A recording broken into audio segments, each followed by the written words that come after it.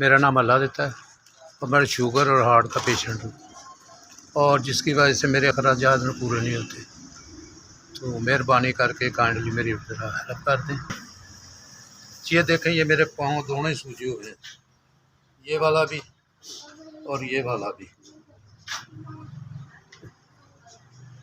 Please मेरी इतनी मदद कर दें कि मैं अपनी दवाइयाँ ले सकूँ। तो मैंने 2 अटैक फाले दे हो चुके हैं, जिंदी वजह तो मेरा बैलेंस भी नहीं बनता, ना उठ सकना, ना बैठ सकना, ना लम्बे पै सकना, ना इन्नी देर खलो सकना।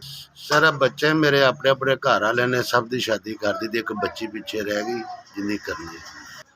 बच्चे अपने अपने घर वाले ने कोई दे देन तो उन्होंने मेहरबानी है, ना भी देन तो कोई नहीं। तो मैं तो दवाई तो भी आवाज़ार है ना, 1 महीना दवाई लिया, 1 महीना नहीं लिया, किसी वक्त आती किसी वक्त नहीं आती। मदद की जाए तो इनका अजर तुहानू खुदा ने देना, मैं नहीं दे सकता।